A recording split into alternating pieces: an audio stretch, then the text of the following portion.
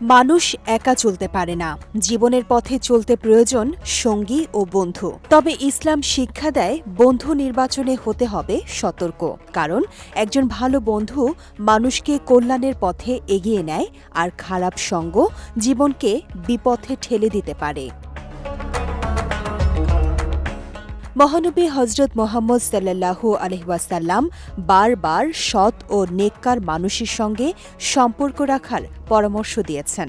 হাদিসে এসেছে, রাসূলুল্লাহ সাল্লাল্লাহু আলাইহি ওয়াসাল্লাম বলেছেন, মানুষ তার বন্ধু স্বভাবই হয়, তাই তাকে লক্ষ্য করা উচিত সে কার সঙ্গে বন্ধুত্ব করছে। ইসলামী শিক্ষায় বলা হয়েছে, মানুষের চরিত্রে তার সঙ্গীদের প্রভাব পড়ে।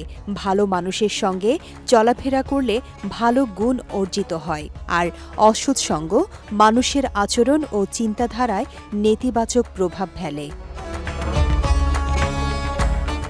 রাসূল সাল্লাল্লাহু আলাইহি ওয়াসাল্লাম সৎসঙ্গী ও অসৎ সঙ্গীর উদাহরণ দিয়েছেন আতর বিক্রেতা ও কামারের হাঁপড়ের সঙ্গে।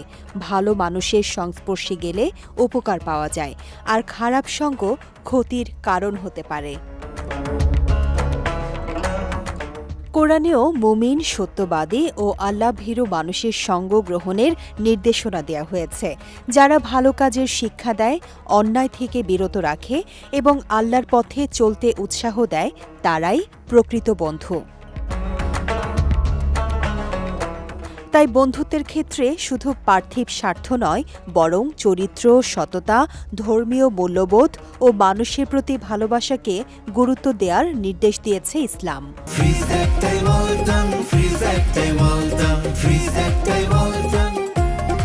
সৎ, ধৈর্যশীল, জ্ঞানী ও পরোপকারী বন্ধু দুনিয়ার জীবনেও যেমন সহায়ক হয়, তেমনি পরকালের কল্যাণের পথও সহজ করে।